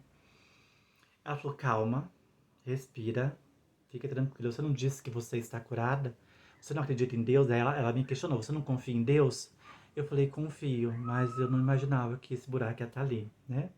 Mas enfim, voltei pro quarto, deitei, e daí o cérebro já falou assim, para, chega, não precisa ficar assim. Está tudo bem. Já voltou aquela paz de novo. Fiquei um pouco preocupada, mas já passou rápido. Foi da visão, né? De ver. Me deixou chocada, me deixou impressionada aquele buraco. Quando eu vi o osso, eu falei, pronto, tô morta. Mas eu não sentia dor nenhuma. Era como se eu tivesse machucado o dedinho, assim, queimado o dedinho, assim, né? Entendeu? Pronto. No dia seguinte, eu fui no Dr. Hobbs, cheguei lá, o Dr. Hobbs deu a lição de moral. Mas ele também, eu falei, ele falou assim, bom, ele já me conhecia, né? Eu falei, doutor, então, eu saí corrida do hospital, saí fugida, que eles não queriam. Daí ele me explicou, porque ele já tinha conversado com a médicazinha. A médicazinha perdeu. Lembra que a médica tinha pedido o telefone dele? Eles estavam se comunicando. Daí eu expliquei pra ele que eu não queria ficar mais lá, porque eles iam acabar me fazendo mais buraco e eu não tava sentindo mais nada, tava me sentindo ótimo, eu tava me sentindo perfeita com aquele buraco ali, um buraco a mais. Falei, devia ter feito mais pra cá, né? Que daí eu já fazia a vagina, já ficava perfeito. Daí ele deu risada e falou, Sally, tá bom, agora eu vou cuidar de você, tá? A gente ficou com medo de realmente ter sido decorrente da prótese, mas não, os teus exames revelaram que você tinha muito hormônio feminino e o teu sangue estava muito grosso. Então, o que causou em você foi uma inflamação terrível, que poderia sim ter tirado a tua vida se ela continuasse correndo no teu corpo e pegasse a corrente sanguínea. Se pegasse um vaso teu, você hoje não estaria aqui conversando comigo. Então fique ciente do que você teve. Você saiu do hospital sem autorização, mas tudo bem, agora eu vou cuidar de você. Outro anjo, né? O terceiro anjo da minha vida. Por isso que eu sempre falo do Dr. Hobbs com tanto carinho, com tanta emoção e sempre quando eu falo nele eu abro a boca, mas eu não vou chorar porque né, hoje eu tô medicado. Daí ele falou assim, agora eu vou cuidar de você. Daí ele olhou, ele falou, olha, aparentemente tá tudo bem, não tem, porque médico reconhece quando tem infecção, né? A pele fica de um tom diferente. Ele explicou pra mim o que aconteceu. Eles tiraram todo o tecido no cruzado. Eles queriam tirar um pouco mais pra talvez, né, com medo de estar alguma bactéria, porque bactéria é terrível, né, gente? Elas são microscópias, né? Então ela poderia estar por ali ainda. Mas ele falou assim: a pele, a tua carne, a carne está extremamente vermelha. Tá dando pra ver que tá tendo uma boa irrigação de sangue na região, então vamos cuidar disso. Gente, daí o processo era o seguinte: tinha que fazer, não podia fechar. Teria que esperar pelo menos uns 15 dias para fechar. Quer dizer, esperar o corpo responder, não podia fechar naquele momento, porque Poderia ser que a infecção voltasse, então ele deixou 15 dias. Eu ia todo dia lá para ele olhar, né, analisar e me mandar para casa. O que eu tive que fazer? Eu tive que fazer, a minha mãe teve que fazer a limpeza em casa. Como que era feita a limpeza dessa região? Era feito com vidro de soro fisiológico, com 2 colheres de sabonete Protect dentro do soro fisiológico. E eu erguia a perna, essa região, e minha mãe jogava lá dentro esse líquido com a bacia embaixo para pro soro fisiológico e o sabonete Protect desinfetar. Sabonete Protect, gente. Olha a importância desse sabonete no mundo. Eu não sabia que ele tinha esse poder de ajudar a desinfetar alguma coisa. A gente vê lá, né, antibacteriana, a gente acha que é bobagem. Protect com soro fisiológico. E caixas de antibiótico. Tá, e foi daí, ai, tá tudo bem, tá com a cor boa, eles vê pela cor, né? Tá com a cor normal. Gente, depois de 15 dias que eu voltei nele, sim, eu tinha que usar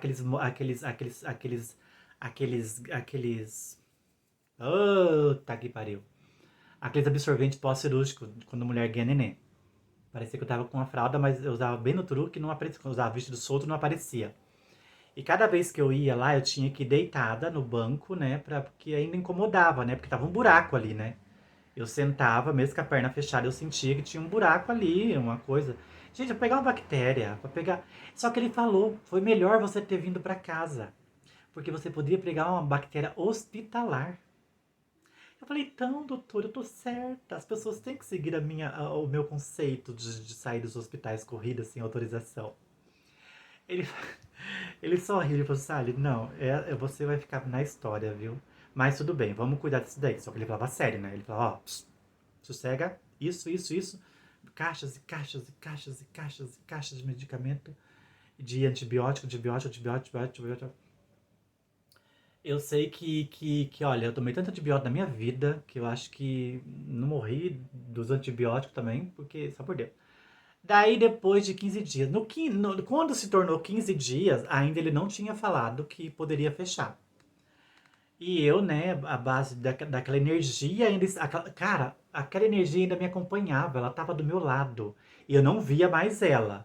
Mas eu sentia ela o tempo todo do meu lado. Era um pensamento positivo tão forte que hoje em dia eu não tenho 1/3 daquele pensamento, mas eu me lembro daquilo.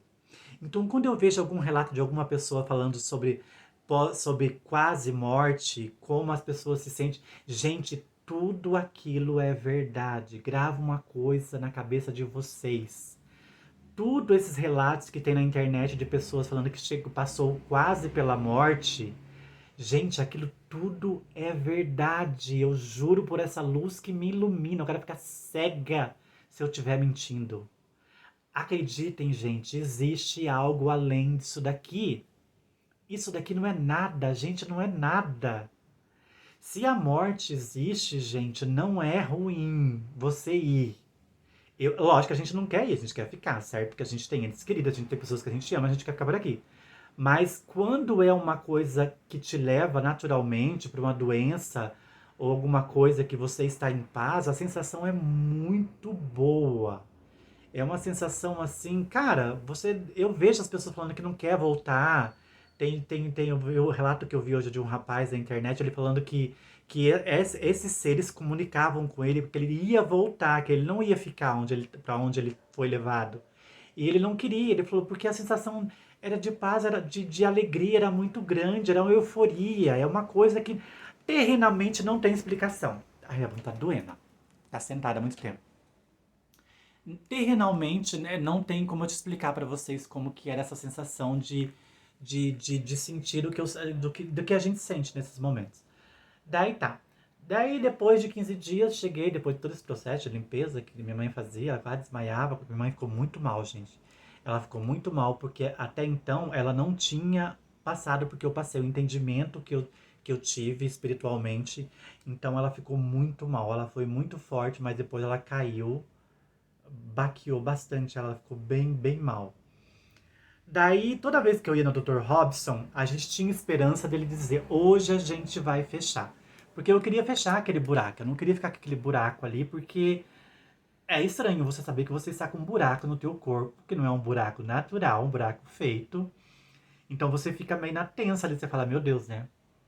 Um buraco ali. Pegou uma bactéria, pegou algum... Ai, gente. E pra ir no banheiro? Tudo bem, fica mais pra cá, né? Mas, cara, só por Deus. E os antibióticos e os anjos e Deus e sei lá o que, seres de luz, seres entendeu? Só isso explica o que eu passei. E tem pessoas que passam por coisas piores ainda, né? Então, é isso que acontece quando a gente passa por essa situação que tem esse contato espiritual. Que não é a vez de você ir ainda, né? Daí tá, cheguei depois de 18 dias, quando eu cheguei no 18º dia no Dr. Robson, eu lembro que tinha um monte de mulher sentada na sala, e eu conversando com ela. E eu contei pras mulheres que tinha acontecido, as mulheres ficaram tudo assim. Que eu contava como se as pessoas iriam acreditar no que eu tava falando. E as pessoas olhavam assim, acho que ela não tá bem, será que ela tem algum problema? Acho que ela bateu a cabeça. E eu contava para as pessoas, não, eu fui curada, eu tive uma experiência espiritual no centro cirúrgico. Algumas se emocionavam, algumas falavam, nossa, sério? E tem outras que falavam assim, gente, além de travesti, é perturbada. Daí tá, fui Dr. Robson, entrei, deitei, conversei com ele na risada, ele olhando. Ele falou, Sally do céu, vamos fechar hoje. Eu falei, sério, doutor? Ele falou assim, nossa, a carne tá enchendo. A carne, gente, do buraco que foi retirado, não precisou fazer enxerto. O meu corpo produziu e estava fechando, tampando, começou de dentro para fora, né? O osso subiu, o osso já estava assim, só aparecendo só um pedacinho, e já estava criando aquela carne vermelha, tipo, tá? Carne bem vermelha, assim. Ele falou, a gente vai fechar, porque teu corpo está respondendo super. O teu corpo está criando. Porque às vezes as pessoas precisam fazer isso enxerto, né? Tirar de uma parte e colocar no outro. O meu não. O meu corpo começou a produzir carne. Estão entendendo? Gente, daí a minha mãe estava na salinha de espera. Quando ela viu que a enfermeira saiu para fora e voltou com uma caixinha, aquelas caixinhas de médico, a minha mãe falou, meu Deus, é hoje que vai fechar. Minha mãe disse que parece também que ela ganhou ali naquele momento na loteria, entendeu? E ele fechou, gente. Gente, eu não senti nada. Gente, eu não sentia dor nenhuma. Não sentia nada, nada, nada, nada, nada. É como se eu tivesse feito um arranhão. Eu acho que quando a gente passa por esses traumas tão grandes, o corpo tende a se defender de uma certa forma, com adrenalina, né? Eu acho que vai a mil. E a briga pela vida, eu acho que. E por eu ter tido esse contato espiritual, que foi o que me levantou, eu achava, pra mim era como se eu tivesse feito um arranhão. Arranhou e tá tudo bem. E daí ele fechou, eu senti ele costurando assim. Só que eu tava super feliz, né? Cada furada que ele dá. Ele deu anestesia, lógico, né? Cada anestesia local que ele dava, que ele furava, eu senti, falava, ai, fazendo uma cirurgia plástica. E por ele ser cirurgião plástico, né? Então ele tem toda a delicadeza em fazer o fechamento. Fechou, voltamos pra cadeira, ele explicou certinho o que aconteceu comigo. Ele falou, Sally, a gente ficou muito com medo, sim, de ter sido rejeição da tua prótese, mas não foi. Poderia ter atingido a prótese. Se tivesse atingido a prótese, a gente ia ter que tirar a prótese. Daí eu fiquei louca, eu falei, não, pelo amor de Deus. Eu falei, não, Sally, para. Nós estamos falando da sua vida, tá? Não estamos falando de estética. Depois, resolveria isso com outra prótese, com outra situação, mas enfim. A função dos médicos é te curar, é te manter viva.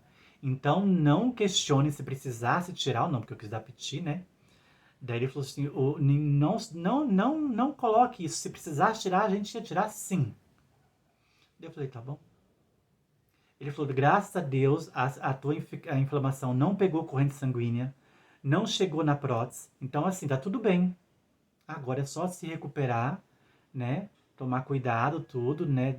Fazer um acompanhamento médico com esses hormônios. Esses hormônios é quase 70% causado decorrente do excesso de hormônio que você usou, que o teu sangue estava muito viscoso, muito, e pegou uma infecção ali, e a bactéria proliferou ali e estava tomando conta. É assim que acontece, tá? Tua imunidade deve ter abaixado em algum momento da tua vida e você ali criou. E eu perguntei pra ele a pergunta que nunca quer calar. Eu falei, doutor, era um câncer? Ele falou, não, não era câncer. Se fosse câncer, você teria que fazer químio, fazer isso, isso, isso. Foi uma infecção brava que poderia sim ter matado a tua vida, porque a bactéria estava comendo a sua carne. E o nosso medo era dela subir para a prótese. E o nosso medo era dela pegar a tua corrente sanguínea. Morte. Não se morre só de câncer, ele falou. Se morre de várias complicações no teu corpo. Uma infecção, uma inflamação que não é cuidada, que não é bem tratada. Você pode morrer sim de sepsemia. É sepsis que ele fala, né? Sepsemia, eu acho que é. Então esse era o medo deles. Daí eu sei, gente, que depois desse processo dele costurar, eu voltei ainda durante vários meses com ele, até a cicatrização normal de tudo.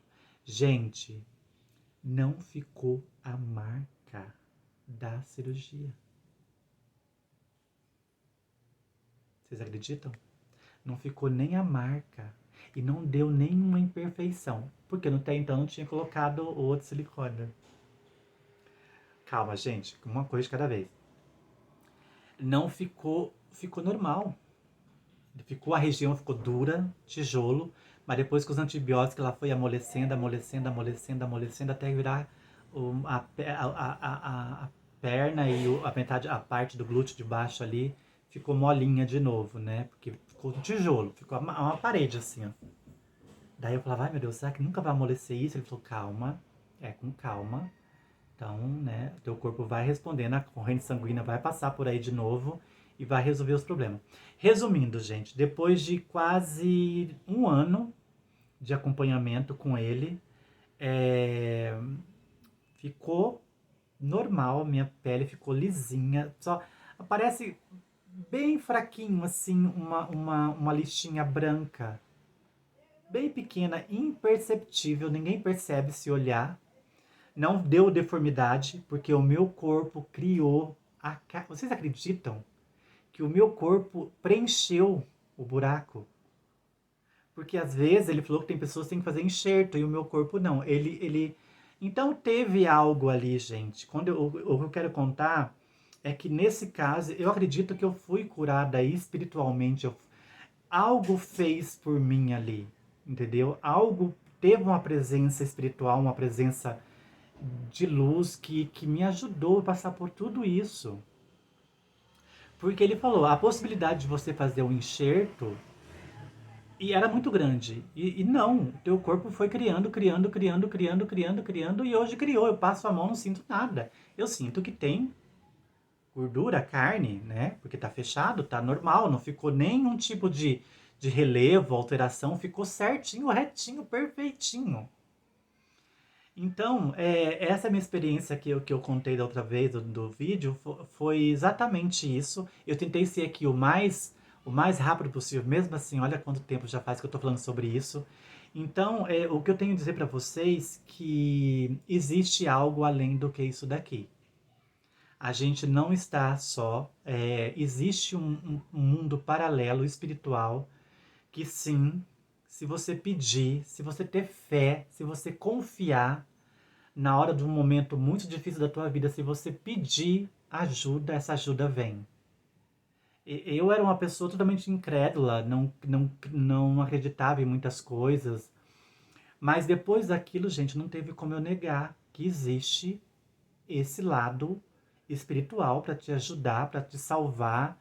Esses relatos que a gente vê na internet de pessoas que quase chegaram próximo à morte, pessoas que viram o túnel, pessoas que viram seres, pessoas que saíram no corpo e viram Isso é real, gente, acreditam, isso é verdade, isso não é mentira, tá? Daí a pergunta que não quer calar também, o porquê que você não processou o hospital? Depois disso, quando eu fiz o vídeo, nos vídeos antigos, vários advogados entraram em contato, você tem que processar. Gente, por que eu não processei o hospital do Rossio, em Curitiba? Até tem uma advogada que na época me procurou, falou, Sally, vamos processar. Gente, eu tava tão feliz com a minha recuperação e graças a eles também, eles me ajudaram de uma certa forma, entendeu? Por todos os erros que eles cometeram, pela questão do nome, pela questão da transfobia que eu sofri, ali o momento meu não era para isso, era agradecimento por estar viva, entendeu? Então eu não tive nenhuma vontade de processar o hospital por isso. Porque o que eu passei lá dentro foi algo tão sobrenatural, tão espiritual, que isso passou. Mas eles ficaram com medo, tanto que antes de eu vir embora, antes de tudo isso ainda, que eu não contei aqui, que o dono do hospital desceu até lá para conversar comigo, pediu desculpa pelo erro do nome, mas como não tinha um documento ainda, aquela coisa, né, ficou assim, tal, tal, tal, tal. E eu tava tão assim que, sabe, você fica tão... Tem coisa, gente, que tem momento certo para você agir. E tem momentos que você não, você tá entregue ali na mão daqueles médicos. Eu estava totalmente, ou era eles ou eu morria. Então, de uma certa forma, o que eles fizeram foi correto para me ajudar na minha recuperação. Sim, o Dr. Hobbs falou. Eles tiraram tudo, eles fizeram o procedimento certinho. Graças a isso também você está aqui viva. Só que eles iriam fazer mais ainda, eles iam tirar mais tecido. Só que daí eu saí, porque depois que eu recebi a ordem daqueles seres espirituais, eu falei, não, aqui eu não fico. E sabe o que eles queriam me fazer? Eles queriam me dopar e me colocar na UTI para que eu não saísse do hospital. Só que eles não podiam fazer isso, né? Sem autorização da minha mãe e nem a minha. Mas eles chegaram a cogitar em fazer isso, em me sedar para que eu ficasse na UTI e não saísse do hospital. Eu falei, não, não vou para UTI de jeito nenhum. Falei, não, não vou. E se vocês me levam para UTI, eu processo vocês. Porque daí se eu fosse para UTI, talvez eu poderia ter morrido, né? Porque daí quando vai para UTI, eles fazem com você o que eles quiserem, né? Enfim, é, para finalizar esse vídeo que tá muito grande aqui, né? Foi um momento difícil? Foi. Foi um momento que marcou? Foi. Foi um momento que me deixou totalmente traumatizada? Foi. Mas o que me deixou mais traumatizada não foi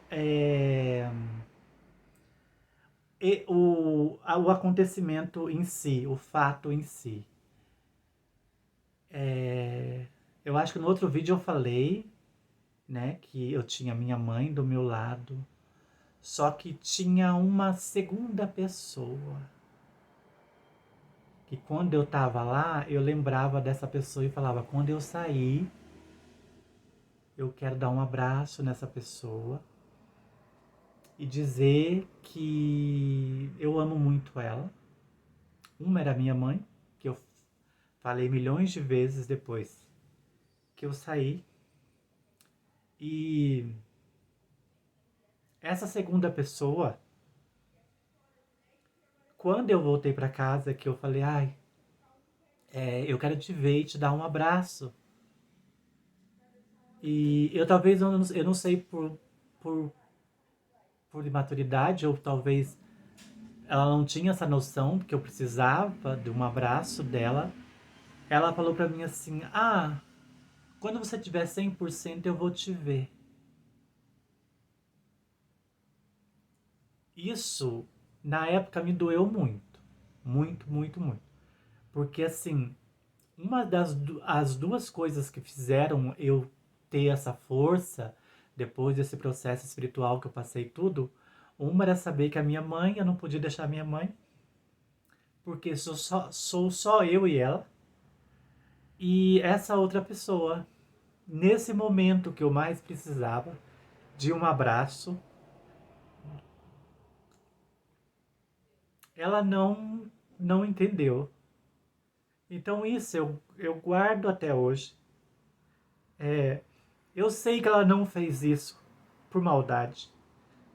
Eu sei que ela não fez isso porque ela achou desnecessário. Mas ela não sabia o que tinha acontecido. Ela não sabia o que eu passei porque eu não contei em detalhes. Eu fiz os vídeos, mas eu não cheguei nessa parte. E dizer pra vocês que eu tenho mágoa dessa pessoa, não, não tenho mágoa. Mas na época eu sofri muito, porque eu vi quanto eu era sozinha. Assim, se não fosse a minha mãe do meu lado, eu não teria ninguém. Eu passaria por tudo isso sozinha, sem ninguém. Então essa parte foi a que mais pegou no psicológico. Porque quando eu falei, ah, mas você omitiu, você não contou tudo. Eu falei, eu não era muita informação pra contar. Eu só queria um abraço. Só queria um abraço e sabe, um carinho, um abraço. Mas graças a Deus eu tive a minha mãe do meu lado o tempo todo. O tempo todo. Até hoje, quando ela lembra desse episódio, ela não gosta muito de falar. Ela se emociona, ela fica mais abalada que eu, porque eu tirei de letra. Eu, eu, eu consegui passar por isso. Eu não lembro de muitas coisas. Tem muitas coisas aqui que eu não contei. Já vai para quase 2 horas de vídeo. Mas essa parte eu lembro. Então, às vezes, um amigo teu, um colega, um parente, um irmão, ele pede um abraço, ele pede, oi, eu quero te ver, quero te dar um abraço, quero... E você às vezes fala, ah, não, tô ocupado, não posso. Ai, quando você vem me visitar? Ah, eu não posso, tô trabalhando, tô cansada. Gente, nunca faça isso. Nunca faça isso. Porque ali você pode não ver mais essa pessoa, se ela tiver com outras intenções. Então sempre observa as pessoas, sempre dê atenção ao próximo, sempre dê atenção ao amigo quando você vê que ele está triste, quando você vê que ele está aborrecido, quando você vê que ela está querendo conversar. Isso é muito importante, tá? Eu só queria deixar esse final aqui para as pessoas terem mais empatia pelo próximo, mais empatia, mais empatia é a palavra correta, porque nós precisamos de pessoas. Os humanos precisam de humanos. Por mais independente que você seja, por mais não preciso de ninguém, não sou sozinha e sou feliz, não. Há momentos que você vai precisar de um abraço, de uma pessoa só te ouvir, né? E eu não tive dessa pessoa no momento, mas depois a gente acabou se vendo outras vezes. Eu contei 30% da situação. Eu vi que ele se emocionou, que ele ficou meio assim, mas no momento que eu precisava daquele abraço, que foi quando eu cheguei em casa aqui, né? Não tive. Talvez ele também não tinha estrutura, né, para fazer isso, mas enfim, foi só para concluir o final aqui dessa história. Mas graças a Deus deu tudo certo. Então, o intuito principal desse vídeo é dizer para vocês, sim, existe vida do outro lado da vida, né? Existe algo sem explicação ainda, porque a gente nunca vai e volta, né? A gente chega na linha ali, no borderline, né? Como é que se diz? Ah, esqueço, some da minha palavra quando eu fico muito emocionada. Na linha, né? A gente fica entre a linha da vida, que por incrível que pareça é borderline, é entre a borda, né? Então é isso que eu tinha pra falar pra vocês, entendeu? Passei por esse momento difícil. Eu lembrei disso porque eu vi a história do rapaz falando sobre o que ele passou, né? No espiritual dele, num processo que ele tava. Deu quase como morto no centro cirúrgico. E ele viu outras coisas diferentes do que eu vi, mas enfim. Quando ele fala da sensação de bem-estar, de alegria, eu falei, bateu, era isso. Eu tenho que falar isso novamente sobre o vídeo e deixar dessa vez não apagar mais. Da outra vez eu apaguei, né? E daí, depois de muitos anos, o que ela fez? Ela foi e deu. Ai, gente, eu sei que vocês vão me criticar por isso, mas é que vocês sabem, né? Depois eu fui, coloquei silicone industrial no glúteo, por cima da prótese. E é isso, né? Ser travesti, ser transexual é isso, né?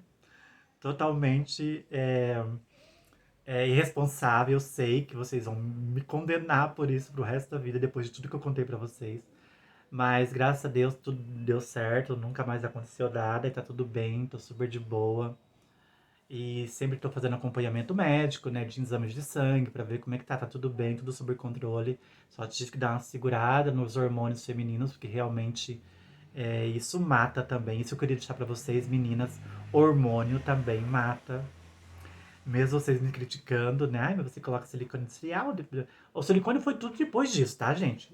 Na época eu tinha só prótese de glúteo, não tinha nada.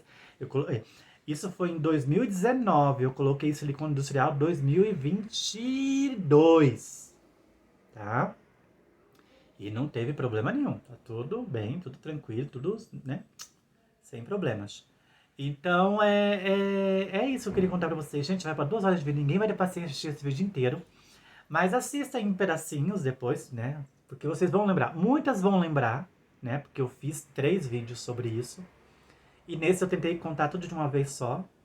Pra vocês entenderem o que aconteceu comigo. E acreditem, sim, que existe algo além disso daqui.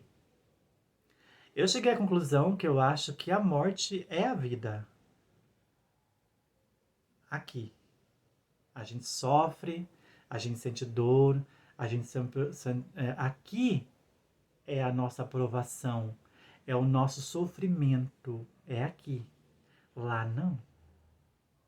Lá não tem isso. Eu posso ter quase 100% de certeza que para quem vai. Eu não tô falando pra vocês ir, gente, tá? Pra vocês tirarem por conta própria, daí é outra história. Mas quem vai por formas naturais, por situações de mortes, de doenças, essas coisas, eu acho que o sofrimento é só aqui. Lá de lá não tem, não. Pode ter certeza disso. Pelo menos isso dá um conforto pra gente, de quem vai. Tem sempre aquela história que as pessoas falam, ah, mas é melhor pra quem vai estar num lugar melhor. Gente, isso é verdade. Isso eu acredito piamente, de quem vai não quer voltar. Porque aquela sensação que eu tive, pra mim, eu ficava ali. Eu não voltaria para. Não.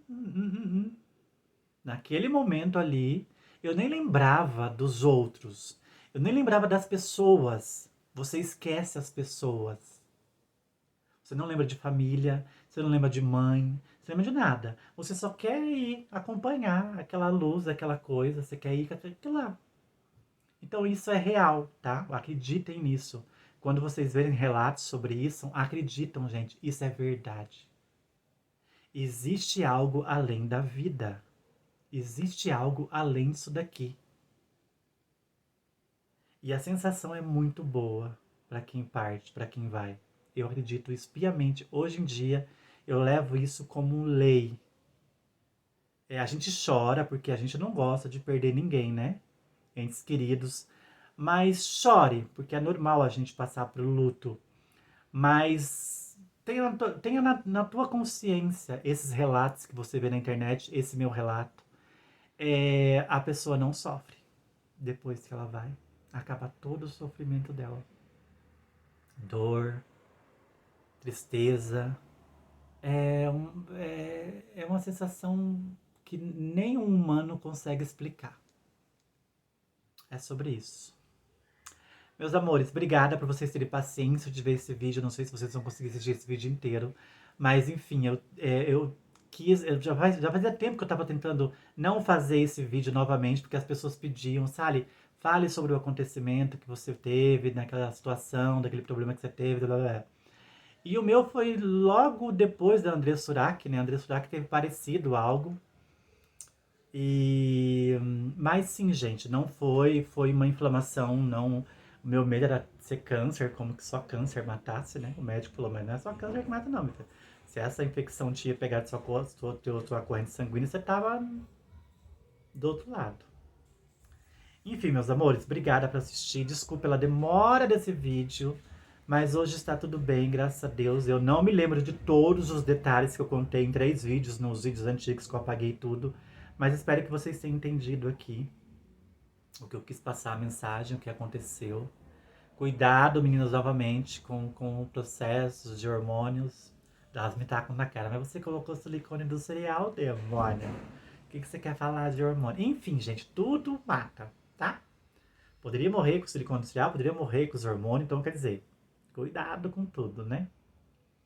Eu só quis dizer, eu só quero contar pra vocês o que eu passei, tá? Não tô dando lições de moral pra ninguém. Cada um faz o que quer, tanto que eu fiz o que eu quis, né? Mas é isso, tá bom? Gente, um beijo. Desculpa pela demora. Quase 2 horas de vídeo. Gente do céu. Virou um filme isso daqui. Mas enfim, é sobre isso, tá bom? Um beijo pra vocês, meus amores. E eu vou terminar de tomar meu energético, que já tá quente ali já. Ai. Beijo, beijo, beijo, beijo, beijo, beijo, beijo. Qualquer pergunta aí pode fazer aí embaixo, que daí eu respondo, porque aqui o vídeo já passou do tempo normal de vídeo. Não é uma live, isso é um vídeo, né? Tá bom? Beijo, meus amores. Ficam com Deus e até o próximo vídeo. Sobre esse assunto, eu não vou fazer mais vídeo. Só fiz esse mesmo, porque pediram que eu fizesse. E qualquer dúvida aí, pergunta aí embaixo que eu falo, tá? Me conta também histórias se vocês conhecem alguém que já passou por algo parecido nesse lado espiritual, nessa questão dessa sensação quase, né, pós-morte, alguma coisa nesse sentido. Ou cirurgias espirituais, né, que vocês já passaram por isso. E é isso. Beijo. Chega, gente. Já falei demais já. Olha, o vídeo já tá quase 2 horas.